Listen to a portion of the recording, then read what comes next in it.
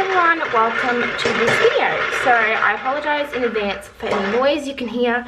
My little one is sitting right there playing with all his toys, but unfortunately I can only film this when he's here because I don't have someone to watch him, and I really wanted to get this filmed so that I could get this up in the next couple of days. So first of all, I'm Jess. If you guys don't know who I am, I'm from the YouTube channel Miss Jess Louise. I'll leave it like the name on the screen. And I have had my endometriosis diagnosis for 2-ish years now. However, I've had symptoms for a lot longer than that.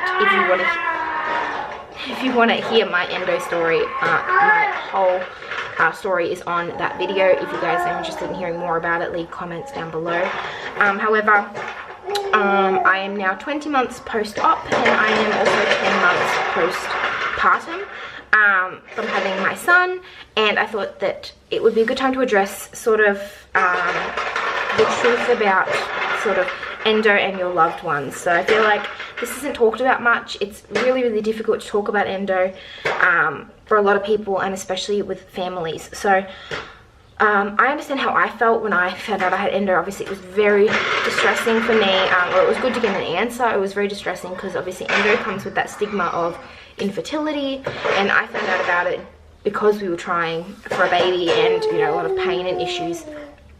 But everyone in my life reacted differently to this, and I wanted to talk about this because I know everyone, it's not really talked about, and it's kind of something I struggled with as much as everyone else. So obviously the most important person in my life was my husband, and he was so supportive. Obviously he was very upset because we want children.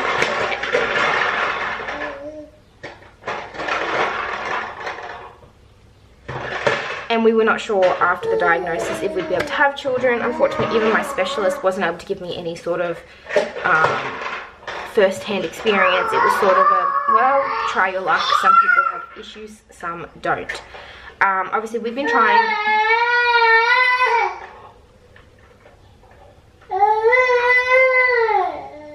We had been trying for 13 months when we had my surgery. And his reaction, look, obviously the diagnosis was a big shock for both of us. We just suspected it was cysts. Always been told, I apologize for the lighting, it changes. It is natural lighting I'm using. And that makes it quite distressing. Although talking about my husband, I still do get some sort of pain, especially during my cycle, and I think he still struggles with that. He still struggles with how much pain and how much help I need in that time of that month. Because it's impossible sometimes to have a 10-month-old and be in so much pain. So I think having that supportive person is so necessary, whether it be a husband, a partner, whatever, even just a friend. I think that's so necessary. Although I think we need to put ourselves in their minds, and they probably don't fully understand everything that's happening.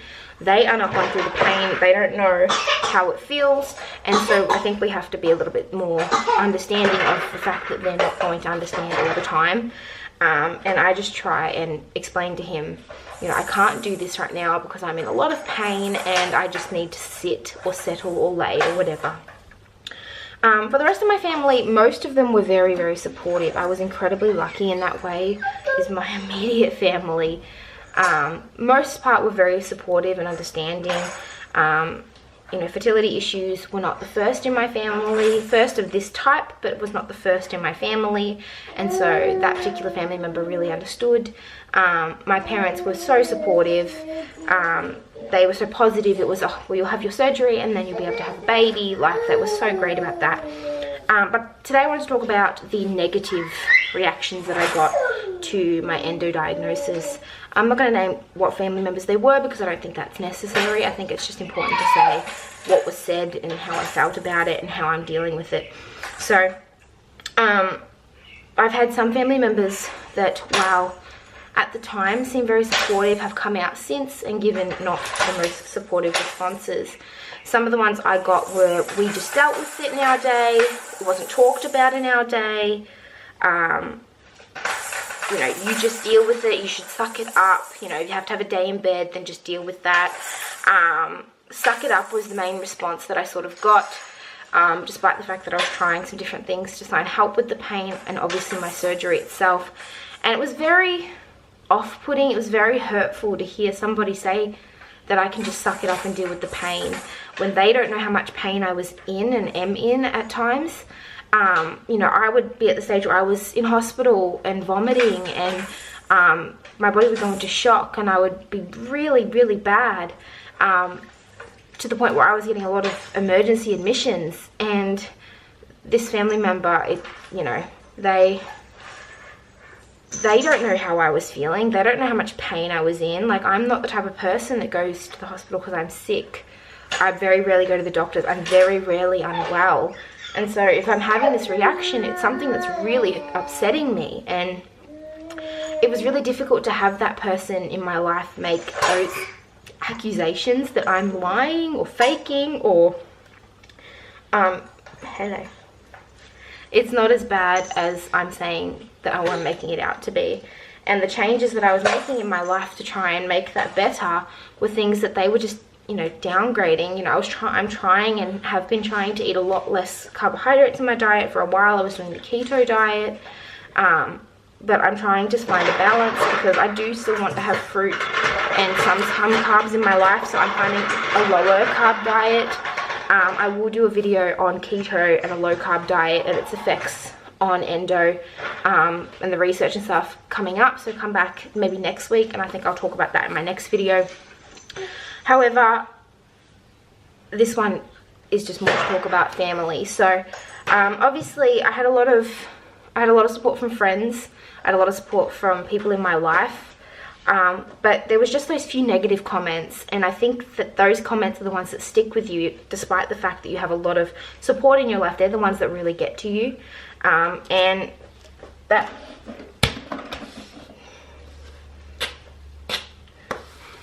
makes it really hard because it's your life and you know what you feel, and nobody should be allowed to tell you what you do and don't feel and how much pain you are or aren't in. So I think that this video, I wanted to just really address that. And then, like, if you need a support person, please feel free to comment me down below. I'm more than happy to try and help out as much as possible if you're having a circumstance similar to mine. The way I'm dealing with it is I was honest with them and I said it's not possible for me just to suck it up. I was in enormous amounts of pain. I've had labor. I have a 10-month-old. And endo pain was at some point worse than my labor in some ways, because you don't have that happy ending. You don't have that thing to look forward to that really forces you to push through that labor, and you don't get that break that labor gives you. You don't get that every couple minute break or every minute break, even if it's just that. And I think that they forget that. People who don't have endo don't understand that this is our life and this is how I feel. Thankfully my cycles are much better now and I don't get as much pain, but like I said, I'm 10 months postpartum. I was on birth control for a while. I was pregnant for a while, which all of that can suppress the symptoms of endo. But I had severe endo. I had it all over my uterus, all over my ovaries, everywhere, and there was deep scar tissue. And that is not something to deal with easily. So I just wanted to address that, and just address that it's really difficult to have non-supportive people in your life, and I'm so sorry if you're dealing with that and if you don't have anyone who supports you, especially in your workplace, in your home, in your family, in your friendship group. I think that this needs to be more widely talked about and widely accepted, because, you know, we're not educated about endo at school or fertility or anything like that. And I think it should be, because it's very common actually. There's quite a large percentage of the world that has endo. And even since my diagnosis, I know at least 4 people that have had diagnoses since I had mine, and I sort of went, well, maybe you should look at this. And they've all been diagnosed since because they had similar symptoms that I did. Mine was severe. Everyone I know of had more mild cases. However, that is just luck. Unfortunately, you don't have that option. I was 23 and I had severe endo, so that doesn't mean anything. I'd like to think this video will help someone out there who's struggling with an unsupportive family member or loved one. I think having those attitudes on your conscience or on your mind on top of having endo is just absolutely horrific. And if there's any way in the world that you know, need to talk to somebody or you need help dealing with that, I want to sort of put it out there that I'm here to help as best as I can, and sort of just acknowledge that you are not the only one who's in that scenario and that you are not alone, just like you're not alone in endo. I really hope you guys enjoyed this video. I will be back next week. I will be uploading every Friday for the month of December and possibly early January on endo and some issues that discussing it.